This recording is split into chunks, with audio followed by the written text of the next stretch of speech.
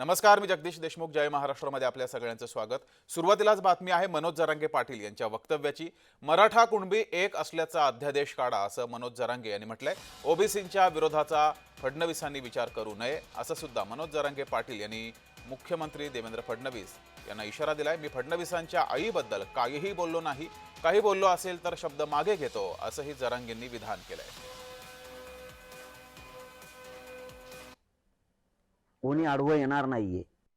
मराठ्यांचे 3ही gadget लागू का केले म्हणून, कारण आम्हाला सातारा संस्थांचं पण गॅजेटियर पाहिजे लागू केलेलं अंमलबजावणी सहित, आणि बॉम्बे गव्हर्नमेंटचं पण पाहिजे. औंध संस्थांकडे तर हजारो वर्षाच्या नोंदी आहेत, त्याच्या सहित ह्या सगळ्यांची अंमलबजावणी आणि लागू केलेलं आम्हाला पाहिजे. त्याशिवाय आम्ही हटणार नाही. त्याचं कारण देवेंद्र फडणवीस साहेबांना सांगतो, विशेष करून कुठलाही ओबीसीचा विरोध करण्याचा संबंध नाही.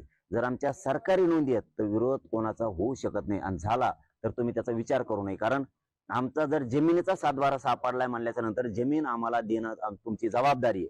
आमचा जर सातबारा नसेल, आमचा जर अधिकार नसेल, किंवा आमच्याकडे काही पुरावाच नसेल तर तुम्ही आम्हाला देऊ नका. 28 ऑगस्ट रोजी सकाळी शिवनेरी गडाचं दर्शन घेऊन ती पवित्र माती कंपाळाला लावून आपण पुढं राजगुरू खेड मार्गे आपण चाकणला जातोय. चाकणहून तळेगाव, लोणावळा, पनवेल, वाशी, चेंबूर या मार्गे 28 ऑगस्टला सकाळी आपण 28 ऑगस्टला संध्याकाळी आपण आझाद मैदानला जातोय. मनोज जरांगे यांची पत्रकार परिषद पार पडली. यावेळेस त्यांनी मराठा कुणबी एक असल्याचा अध्यादेश काढा असं म्हटलेलं आहे. मनोज जरांगे पाटील यांनी ही मागणी केली आहे, तर ओबीसींच्या विरोधाचा देवेंद्र फडणवीस यांनी विचार करू नये असंही मनोज जरांगे पाटील यांनी म्हटलंय. मनोज जरांगे हे मुंबईमध्ये उपोषण करणार आहेत. त्यानंतर ओबीसी समाज सुद्धा आक्रमक झालेला आहे. ओबीसींचे नेते लक्ष्मण हाके यांनी याबाबत काही सवाल उपस्थित केलेले आहेत. मनोज जरांगे पाटील यांच्यावर टीका सुद्धा केलेली आहे. त्या सर्व पार्श्वभूमीवर त्यांनी हे विधान केलंय. आपल्यासोबत ओबीसी नेते लक्ष्मण हाके हे जोडलेले आहेत. लक्ष्मणजी, मनोज जरांगे पाटील यांनी मागणी केलेली आहे मराठा कुणबी एक असल्याचा अध्यादेश काढा, कसं बघताय याकडे? आपली प्रतिक्रिया. असा कसा अध्यादेश काढता येईल? मुळात मराठा आणि कुणबी एक आहे असा अध्यादेश काढला तर महाराष्ट्रात जो पिछडलेला वर्ग आहे, जो मागास वर्ग आहे, backward classes, other backward classes, त्याचं आरक्षण संपून गेलेलं असेल. हा माणूस खोडसाळपणा करतोय, बेकायदा बेजबाबदार मागण्या करतोय, ज्या कायद्याला मान्य नाहीत, इथल्या स्वायत्त आरक्षण देणाऱ्या आयोगांना मान्य नाहीत, सर्वोच्च न्यायालयाला मान्य नाहीत, आणि शासन त्याला बळी पडतंय. एवढंच म्हणेन मी आता तुमच्या समोर. तुमची भूमिका काय असणार आहे यावर? आम्ही आमच्या ओबीसी आरक्षणाचं संरक्षण करू. या माणसाला शिव्या देणे, दहशत निर्माण करणे, ओबीसींच्या घरांवरती हल्ले करणे, याच्याशिवाय या माणसाला काही येत नाही. आणि झुंडशाहीच्या जोरावर, दादागिरीच्या जोरावर आणि शिवीगाळ करून जर आरक्षण मिळायला लागलं तर मग जे छोटे समाज व्यवस्थेमध्ये त्या घटकांचं काय होणार? त्यांच्या हिताचं संरक्षण महाराष्ट्राचे मुख्यमंत्री, मंत्रिमंडळ करणार का? त्यांना वाऱ्यावर सोडून देणार? आज हे आरक्षण घेत आहेत, उद्या यांना गावात घरं करतील ही माणसं. चाललंय काय नक्की? लोकशाहीमध्ये, महाराष्ट्रामध्ये अराजक निर्माण करायचा प्रयत्न हा माणूस करतोय, आणि महाराष्ट्रानं निवडून दिलेलं सरकार मात्र त्याला पायघड्या घालतंय. हे आमचं ओबीसींचं दुखणं आहे, दुर्दैव आहे.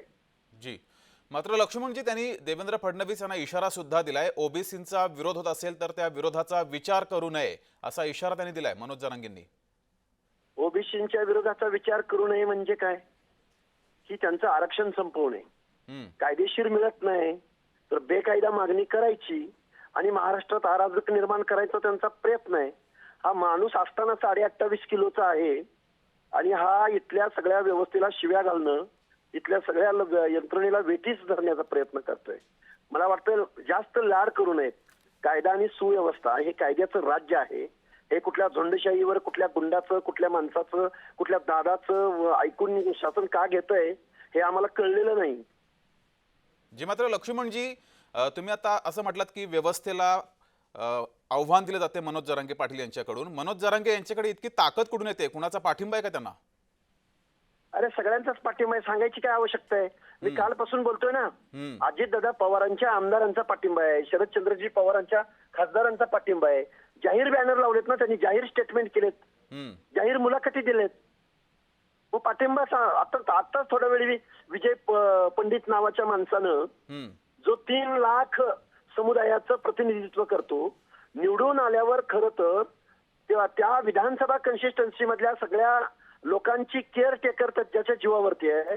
तो माणूस या माणसाला बेकायदा मागणी करणाऱ्या पाठिंबाला सपोर्ट करतोय. काय म्हणणं आहे त्या विजय पंडितचं? सांगावं बरं त्यांनी. शक्तीचा भंग नाही का केला त्यांनी? जी, मात्र लक्ष्मणजी, तुम्ही आता हा आरोप केलेला आहे की अजित पवार यांचा पाठिंबा आहे, तर या संदर्भात तुम्ही देवेंद्र फडणवीस यांच्या कानावर ही गोष्ट घालणार आहात का?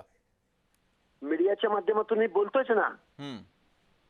मीडियाच्या माध्यमातून बोलतोय. मी सध्या मराठवाड्याच्या भूमीमध्ये आहे. मला इथलं सगळं वातावरण गावोगावात, गल्ल्या गल्ल्यामध्ये एवढे सगळ्यांची फास्ट काढली तर शेकडो कोटींचे बॅनर या परिसरात लागलेत. सर्वसामान्य माणसं खाली मान घालून निमूटपणानं गावातनं निघून जात आहेत. काय चाललंय? अशी परिस्थिती महाराष्ट्रामध्ये कधी बघितलेली नव्हती आम्ही. बरं, हकेजी, धन्यवाद दिलेल्या या प्रतिक्रियेबद्दल.